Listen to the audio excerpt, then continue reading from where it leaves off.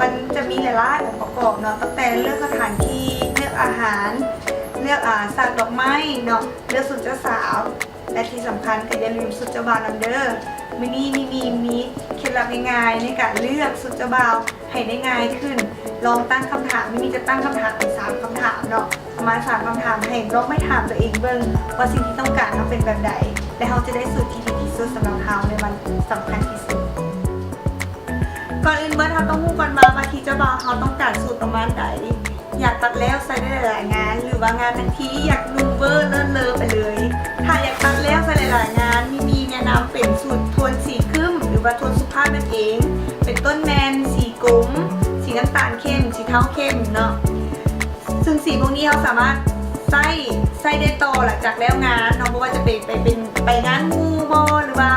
ไปงานเลี้ยงสังสรรค์ต่างๆไม่เมิดเนาะส่วนสำหรับคนที่ว่าต้องการว่างานนี้ขอเลิศขอเบอร์เลยมีแนะนำกับว่าเป็นทักซิโดซึ่งทักซิโดมันจะเห็นในสูตรธรรมดานะเบิ้งหรูขึ้นมาทันทีซึ่งสูตรทักซิโดเหมาะแก่การใส่ในงานสำคัญเช่นงานเป็นเจ้าบ่าวนั่นเอง2ชุดเจ้าสาวเป็นสีใดบางคนก็ยังสงสัยว่าเป็นอย่างพี่มีคือถามว่าชุดเจ้าสาวเป็นสีใดเนาะซึ่งชุดเจ้าสาวมันเครื่องหุ้ยแล้วเนาะงานแต่งเนาะงานเจ้าบ่าวเจ้าสาวมันเป็นงานครูฉะนั้นชุดเจ้าสาวมันก็จะมีผลทรงเหตุการณ์แก่การเลือกสีสูทเนาะถ้าสมมติว่าเขาต้องการสีที่ว่ากลมกลืนไปกับเจ้าสาวเลยถ้ากลมกลืนไปกับเจ้าสาวเลยสมมติว่าเจ้าสาวใส่สีแดงซ้ำเจ้าบ่าวก็ใส่สีแดงซ้ำแต่ถ้าสมมติว่า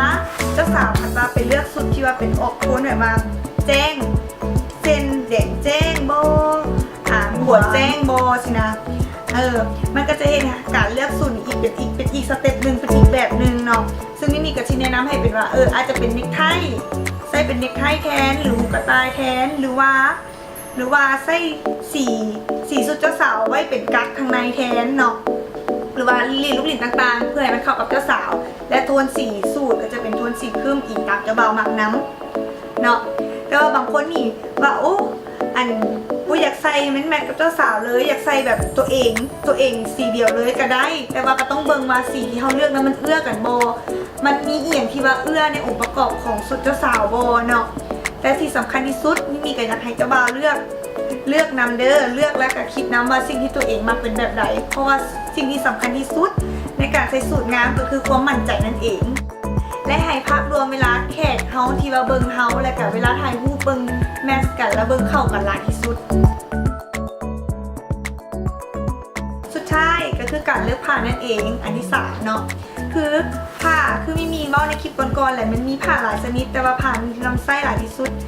ในที่สุดก็คือผ้าวูลและผ้าโพลีเอสเตอร์เองผ้าวูลคือมีว่าแล้วมันจะเป็นผ้าขนซัดใส่แล้วมันก็เบิ่งมีความหรูหราความแตกต่างของมันแล้วก็ยูทรงเบิ่ง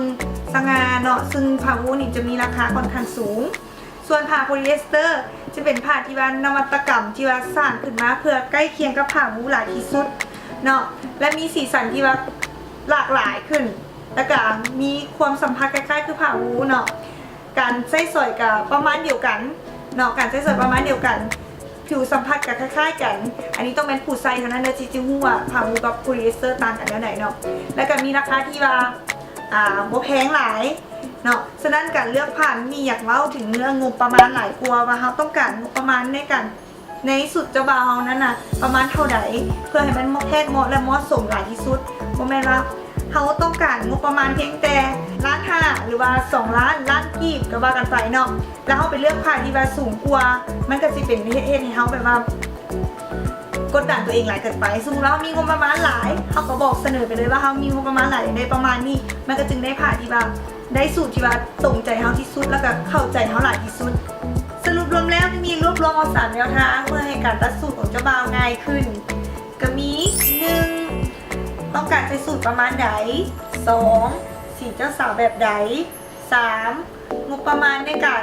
ตัดสูตรมีเท่าไหร่3 แนวทางที่มีให้ลองไปคิดและพิจารณาเบิ่งเด้อสำหรับไผ่ที่กำลังเกี่ยมเป็นเจ้าบ่าวหรือว่าที่เจ้าบ่าวสำหรับมือที่สำคัญไผ่ก็ต้องอยากได้สิ่งที่ดีที่สุดเป็นเวลาถ้าได้สิ่งที่ดีที่สุดแล้วก็ลองไปคิดพิจารณาเบิ่งว่าเฮาน่ะแท้ๆมักแบบไหนออกแนวไหนสไตล์แนวไหนเพื่อให้ทานได้สูตรที่ดีที่สุดเข้ากับทานหลายที่สุด ในมือสำคัญที่สุดของทานสำหรับใครที่ยังมีคำถามหรือบ่เข้าใจสามารถอินบ็อกซ์ Facebook Fanpage มาได้เลยเด้อหรือว่าคอมเมนต์ใต้คลิปนี้เลยมีจะมาไล่ตอบทุกอ่านเลยเนาะและคลิปนี้มีอยากฝากอีกช่องทางหนึ่งที่ว่าเป็นช่องทางใหม่สำหรับเขาคือ YouTube เนาะโดยพิมพ์คำว่า Moomong Channel อย่าลืมกด Subscribe กันเลยเด้อบ๊ายบาย